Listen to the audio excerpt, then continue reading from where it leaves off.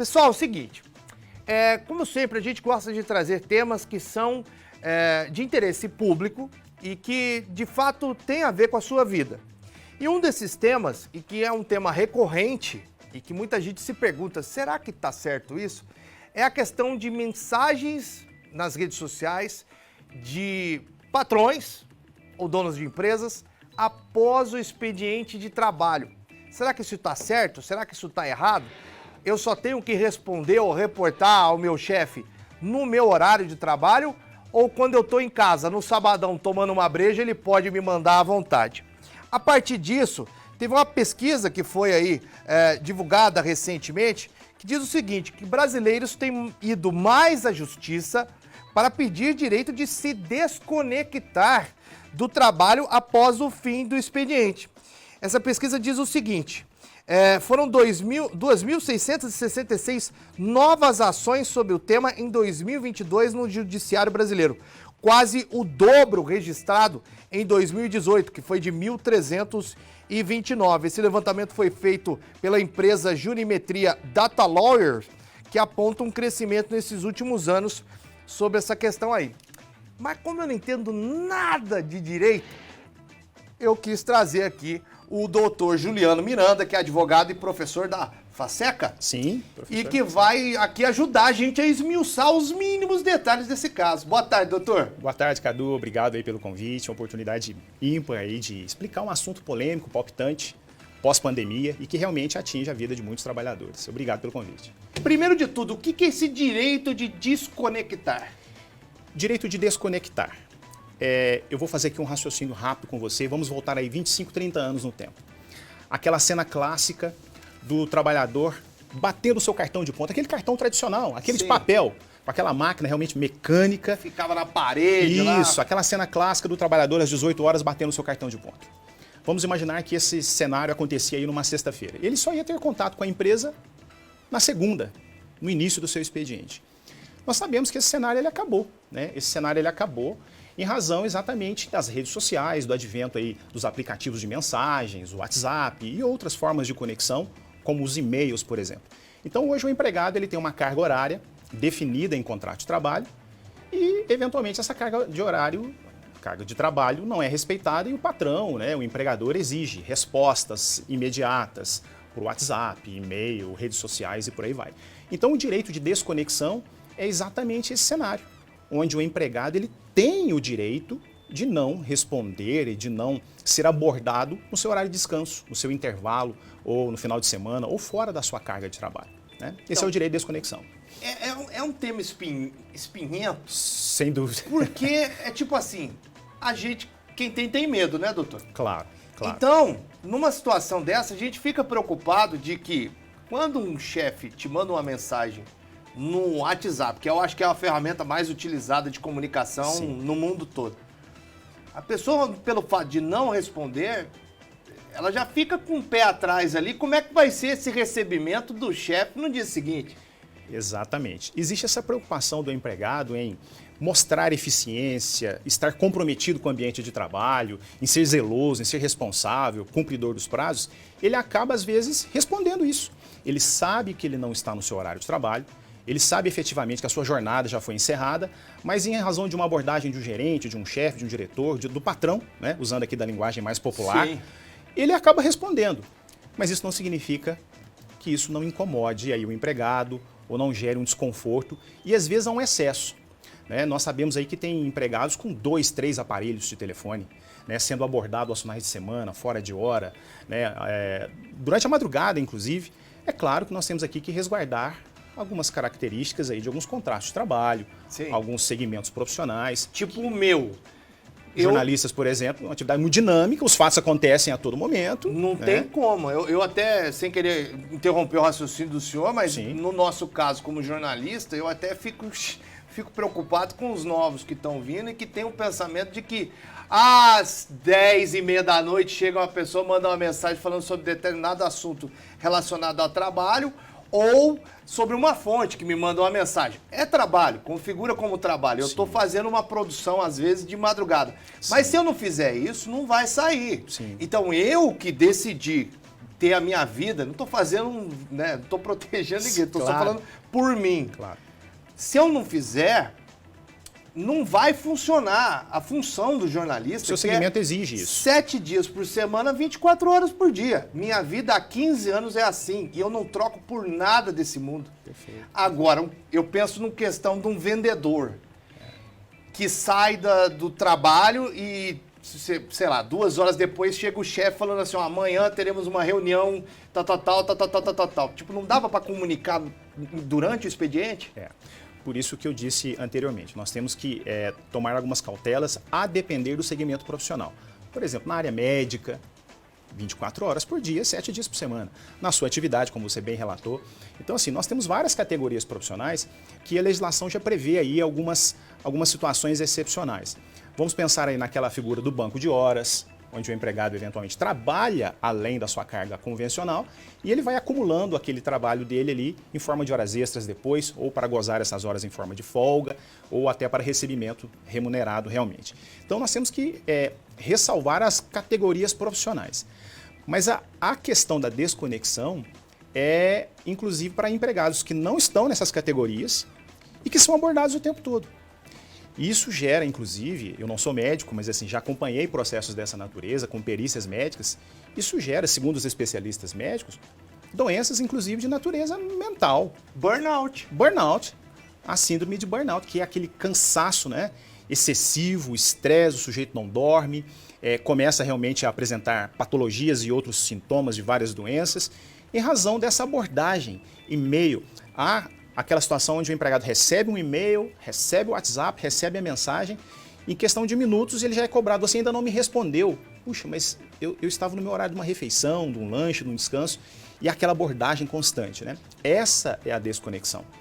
Agora, me chama a atenção a pesquisa, inclusive, porque assim, as pessoas estão buscando a justiça para exercerem o direito de desconexão.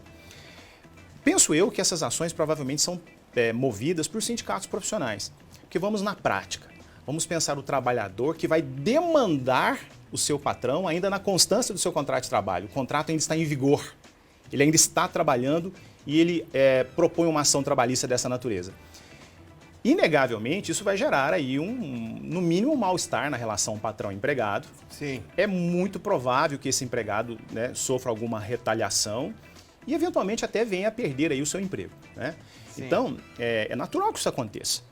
Puxa, você está trabalhando aqui comigo e você está demandando a empresa porque você quer exercer o seu direito de desconexão. Na prática, nós sabemos que isso vai gerar aí uma dificuldade para o trabalhador. O contrato dele está em vigor, ele está trabalhando. Então, essas ações provavelmente serão movidas por sindicatos em benefício dos seus signatários, dos seus associados, daqueles que fazem parte daquela categoria, né? Sim. No caso, então, o que eu posso fazer, doutor Juliano? Tipo, Sim. O meu chefe tá no meu pé, todo dia ele tá, não tô falando do Marco não, viu? Eu tô só dando um exemplo hipotético. O meu chefe, ele tá no meu pé lá, não me larga, toda vez de noite eu tô em casa descansando, assistindo o Netflix e ele vai lá, manda mensagem. O senhor acha que o primeiro passo é trocar uma ideia com ele? Fala, velho, eu tô lá em casa descansando, será que não dá pra mandar no dia seguinte ou falar comigo? O primeiro passo seria isso, uma conversa com ele, sem medo? Sem dúvida. É claro que, às vezes, o empregado ele vai se sentir assim intimidado. Puxa, será que realmente eu faço essa abordagem com o meu patrão? Será que isso será bem recebido pelo Departamento de Recursos Humanos da empresa ou pelo patrão? Será que ele não pode entender aí de uma maneira equivocada? É natural que o empregado se sinta intimidado. Afinal de contas, ele é a parte mais fraca na relação. Mas, sem dúvida alguma, um princípio de conversa, uma conversa, deve existir. Até porque isso pode se voltar contra o próprio empregador. Isso pode se voltar contra o próprio empregador em forma de cobrança dessas horas extras, trabalhadas fora da hora, né, como o próprio nome diz, horas extras, fora do horário, né? Eventualmente, se a pessoa tiver aí alguma doença, né, ficar diagnosticado, comprovado, isso que até uma doença de natureza ocupacional, isso pode gerar inclusive indenização por danos morais. Então, não só é uma preocupação do trabalhador, mas deve ser também uma preocupação do empregador, porque o empregador eventualmente com essa exigência, e essa exigência normalmente não é feita apenas com um, com outro. com vários É geral. empregados. E isso o empregado registra, o empregado faz prova, né? E eventualmente isso vai figurar aí como horas extraordinárias, doenças ocupacionais talvez horas que possam gerar aí também indenização por danos morais e tal. Porque a Justiça do Trabalho vê isso como uma exigência descabida. Ressalvados os casos onde existe lá o banco de horas, existe um plantão que já está acordado, inclusive pelo sindicato, eventualmente no instrumento coletivo, né? O acordo coletivo ou a convenção coletiva prevê a figura do plantão ou a figura do banco de horas, ressalvadas essas situações, como eu já disse aí algumas vezes aqui no nosso bate-papo. Mas isso pode virar contra o próprio empregador, gerando para ele um passivo, né? Gerando para ele um passivo, sem contar que um ambiente profissional desgastante, o empregado insatisfeito, isso gera um mal-estar no ambiente laboral, no ambiente corporativo, né? No ambiente de trabalho. Quebra o pau. Sem dúvida, sem dúvida. Tem uma pergunta, eu não sei se é uma pergunta, eu acho que não chega a ser um tom de pergunta. Se for um patrão que ajuda o empregado quando ele precisa, não tem problema, porque uma mão lava a outra. É o Fábio de Poços de Caldas. Quando é uma comunicação benéfica ao empregado, já é o contrário. É claro que nós não estamos falando aqui de situações pontuais. Eventualmente o empregador te demanda fora de hora, no final de semana, né? E é um empregador realmente que segue a legislação, é um empregador realmente, é um bom empregador, como disse aí o nosso Fábio telespectador, lá de Poços de Caldas. o Fábio de Poços de Caldas. E é realmente uma mão lava a outra. O que nós estamos falando é do excesso. Sim. O que nós estamos falando é o ponto do empregado não ter mais, abre aspas, sossego. Não tem vida, né? Ele não tem vida social, ele não pode sair com a família, ele não pode ir num sítio, eventualmente ele não pode fazer uso de uma bebida alcoólica, porque ele está num bar, num restaurante, num churrasco, e o patrão faz a abordagem, ele está alcoolizado, ele não pode voltar para a empresa. Ou ele tem que atender um cliente, ele está no sítio, ele está pescando, ele está com a família, ele está com os filhos, no clube. E são as situações que o empregado tem o direito desse gozo de folga, de férias, de intervalo, né? Tanto durante a jornada como pós-jornada, como nós sabemos. Doutor Juliano, não deu certo a conversa com o patrão. E aí? O que a pessoa faz? Porque às vezes é que nem o senhor pontuou, inclusive eu queria entrar também nessa seara. Você não me respondeu, eu te mandei faz 5 minutos, você não me respondeu, eu tô precisando disso com urgência. Ou, mas eu tô no meu horário de almoço, ou eu tô em casa. Quando chega nesse ponto, o que o empregado pode fazer? Bom, aí se a via negocial, né, a via amigável da conversação entre patrão e empregado, infelizmente não surtiu efeito, o empregado, infelizmente, ele vai ter que lançar mão de outros meios, que é ou através de denúncias junto ao Ministério Público do Trabalho, Ministério do Trabalho ou até mesmo a Justiça do Trabalho, porque ele não tem outras ferramentas. Ele deve buscar esses canais e essas vias de proteção dos direitos do trabalhador. Ministério Público do Trabalho, Ministério do Trabalho, Justiça do Trabalho, porque não há outra alternativa. Porque se a conversação já não fluiu com o patrão, é sinal que essa relação ela está em vias de sucumbir, em vias de realmente ser encerrada de uma maneira não muito agradável. Né? O empregado fica insatisfeito e ele pode depois cobrar essas horas, porque ele vai registrar. É WhatsApp, é e-mail respondido fora de hora, como nós já falamos aqui algumas vezes, ele vai registrar isso, vai cobrar essas horas extras e danos morais e tomara que não seja em razão de alguma doença gerada. Com certeza. Configura então como hora extra trabalhada, se eu tô, por exemplo, ele me demanda uma coisa lá, eu tenho que ficar conversando ou com ele ou com um cliente. Eu tô fora do horário de trabalho, eu tô fora da empresa. Eu posso pegar aquilo lá e registrar como para entregar para o RH e falar assim, ó, trabalhei aqui fora do horário. Sim, infelizmente o cenário é esse.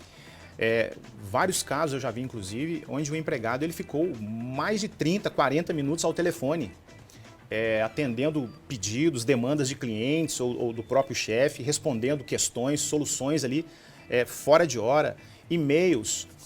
Os e-mails são todos registrados, né? Você tem a hora do envio e o empregado ele vai coletando e vai montando esse dossiê e vai juntando toda essa documentação e vai cobrar isso, obviamente, depois a título de horas extras. Não pode deixar passar? Tem um tempo que eu posso colocar lá, ó, tá aqui, ó, trabalhei.